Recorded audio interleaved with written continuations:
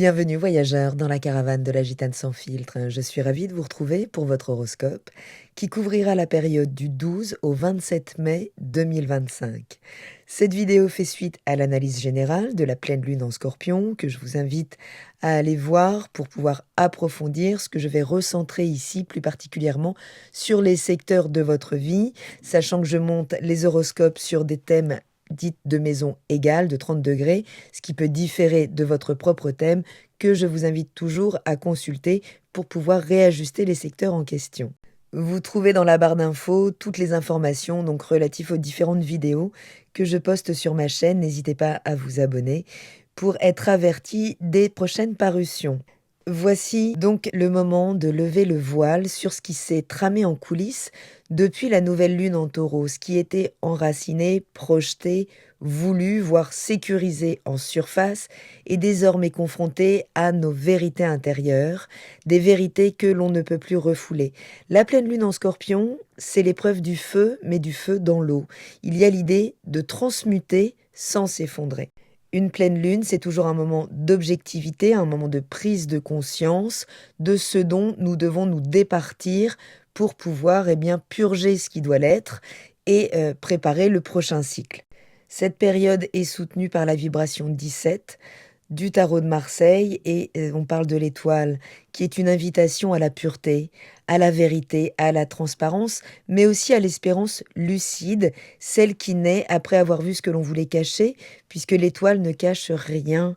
Donc elle incarne parfaitement cette lunaison qui nous parle de révélation, peut-être de dépouillement, si nous acceptons de céder à notre authenticité et de nous rebrancher finalement à notre intuition intérieure pour purifier nos émotions. Si vous êtes Scorpion, ascendant Scorpion, ou si vous avez la lune dans l'énergie du Scorpion, cette pleine lune, évidemment, c'est la vôtre et elle ne fait pas dans la demi-mesure. Déjà, Lilith traverse votre énergie pendant 9 mois, le temps d'une gestation, c'est pas évident. Je vous invite à aller voir l'article que j'ai posté sur mon site si ça vous intéresse. Mais là, elle va être extrêmement stimulée par la lune, par cette pleine lune révélée par le soleil qui fait comme un projecteur sur toute votre énergie. Et on parle de votre identité, de votre corps, de votre manière d'être au monde, de vous présenter au monde. Tout ça peut être mis à nu puisque vous êtes appelé à vous voir tel que vous êtes, sans filtre et sans compromis. Lilith, elle vient révéler peut-être une colère contenue, un feu souterrain, des désirs refoulés, une intransigeance aussi. En tout cas, ce qui ne passe plus par votre masque social doit être brûlé. Le soleil joue vraiment le rôle de projecteur en face et lui, il est conjoint à Uranus qui vient secouer là cette zone, ce secteur des relations, des engagements, des dynamiques de partenariat, qu'ils soient personnels ou professionnels. Uranus crée les bouleversements nécessaires à une forme de libération de croyances, de systèmes parfois refoulés. Donc ça peut occasionner des changements, peut-être des ruptures, des prises de conscience ou un besoin de libération radicale de certains liens ou tout simplement certains liens qui doivent s'assainir dans un certain rapport à la possessivité, à la jalousie, au fait de s'attribuer, d'être dans un rapport, de possession à l'autre, de cesser de sacrifier votre réalité, votre authenticité pour maintenir l'harmonie, puisque votre vérité intérieure veut respirer, même si ça dérange, même si ça vous fait revoir certains engagements, vous ne pourrez plus négocier avec cette période. Pluton, qui maîtrise cette lunaison, qui est votre maître, rétrograde l'énergie du Verseau. C'est jamais simple, une phase de rétrogradation plutonienne, ça fait vraiment remonter des angoisses, des pulsions, ici en lien avec les racines émotionnelles, la famille, le foyer, la mère.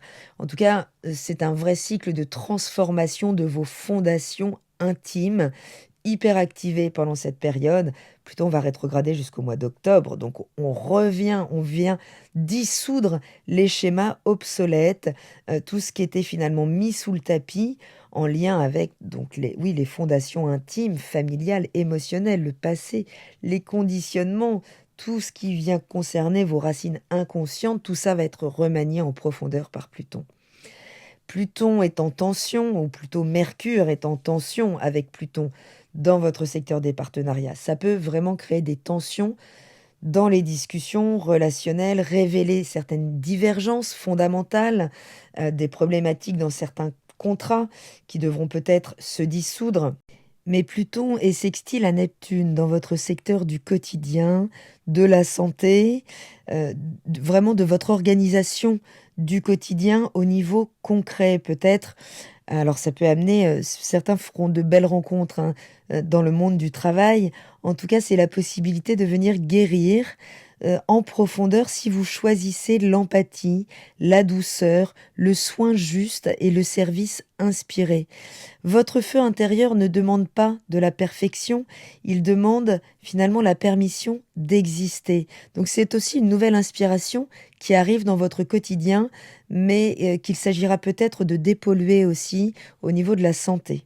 Soyez à l'écoute du corps et surtout, ne maintenez pas des zones floues dans ce quotidien.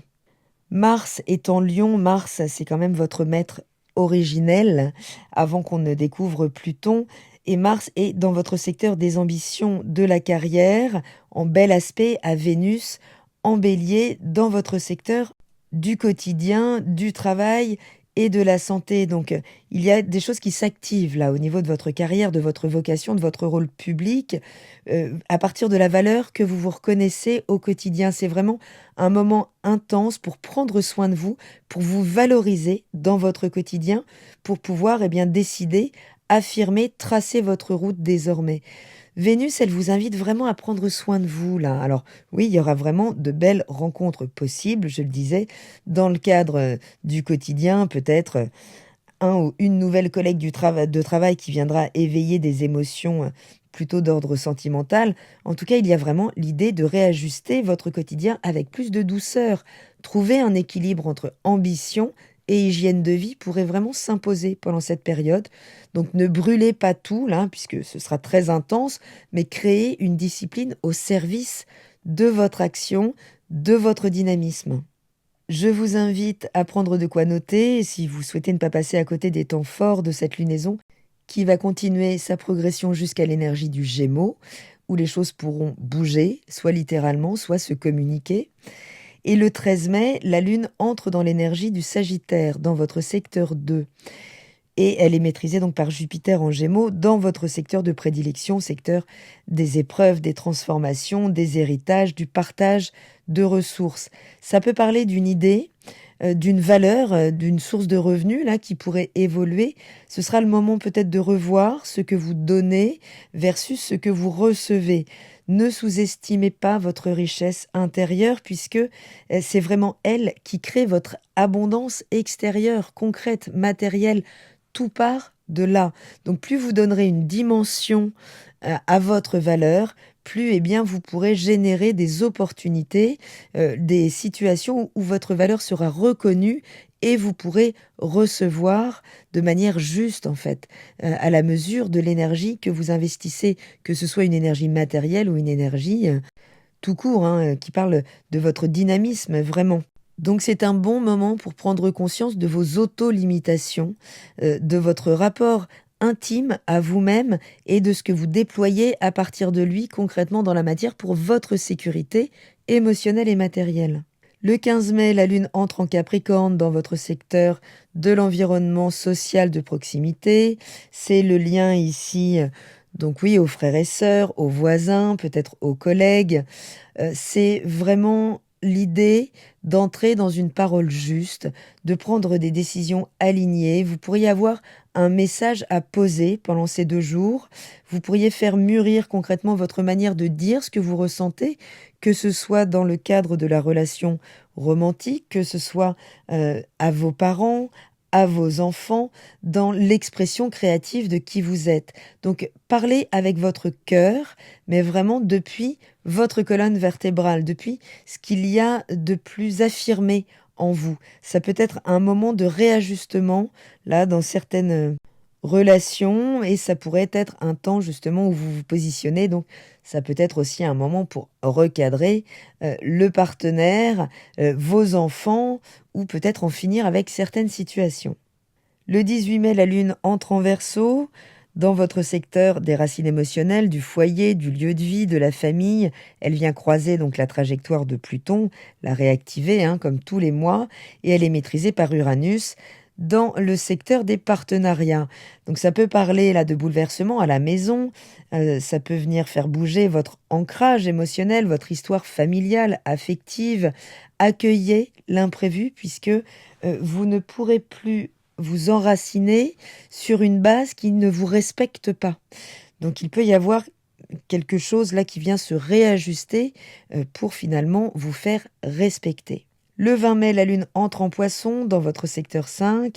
Elle est maîtrisée par Neptune, désormais en Bélier, dans votre secteur du quotidien. C'est une lune qui nous parle pendant 2 jours de créativité, de romance, peut-être de sensualité, mais aussi d'inspiration pour améliorer votre quotidien.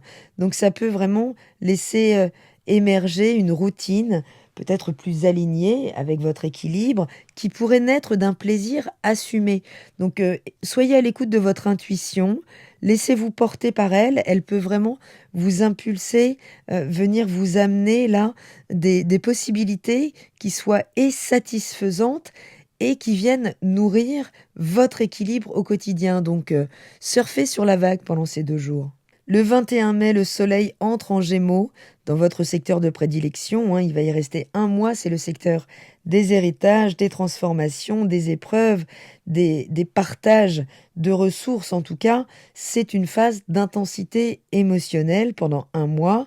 Il s'agira d'honorer les liens importants, d'honorer aussi ce qui vient vous traverser au niveau énergétique, qui viennent finalement demander à être transformés dans votre manière de communiquer, de prendre l'information aussi, de finalement faire le tri entre ce qui vous nourrit et ce qui vient dénaturer votre énergie, vos ressources essentielles.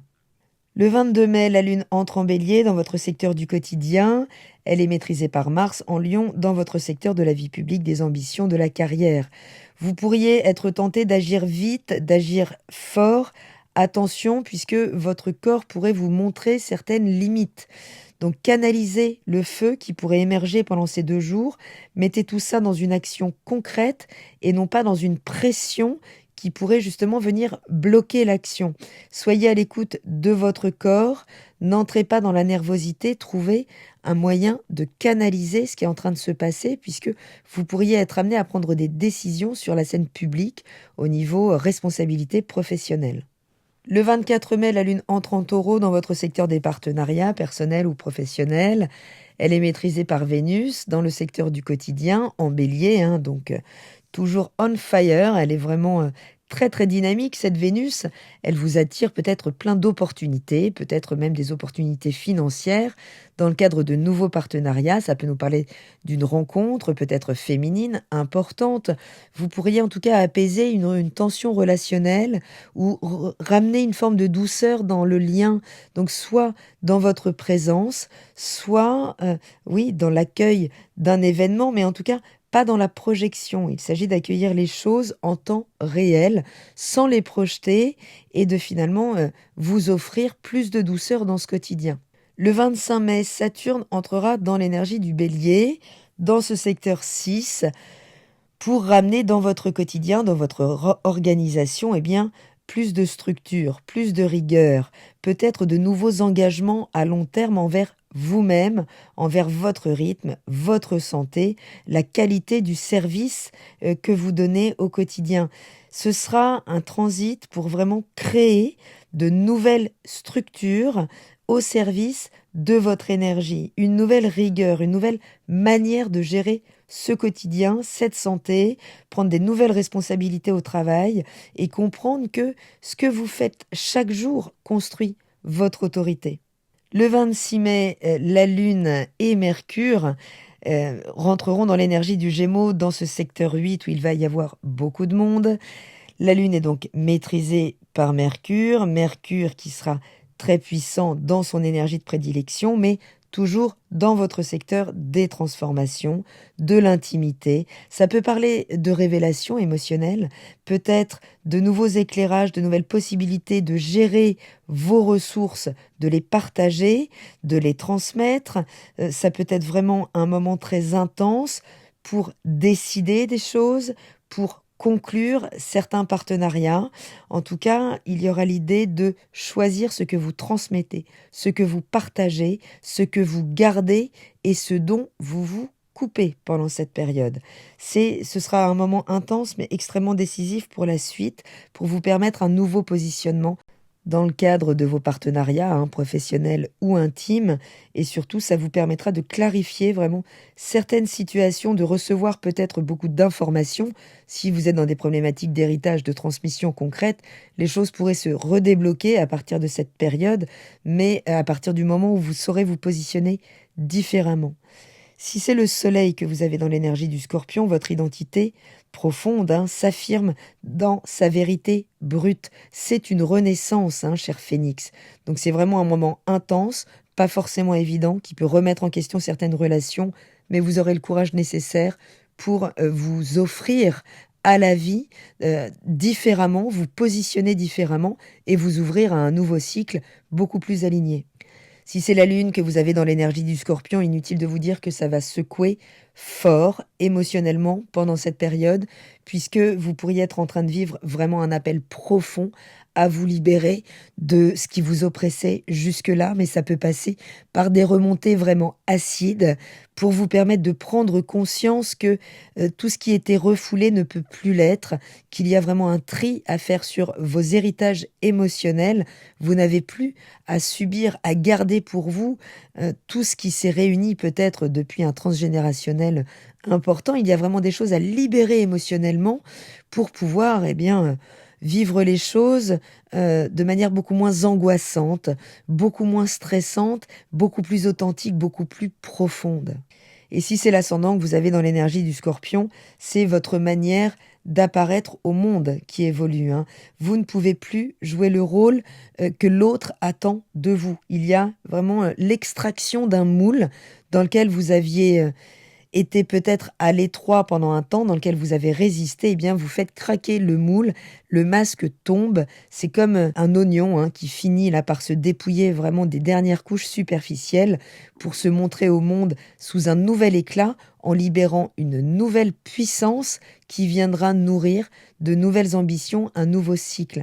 Vous devenez beaucoup plus fort que ce que vous croyez devoir être. Il y a un réalignement sur votre pouvoir personnel réel qui ne dépend plus aujourd'hui, qui vient s'affranchir de ce que l'autre avec un grand A, attend de vous. Les choses se recalibrent, donc c'est vraiment un moment à mettre à profit.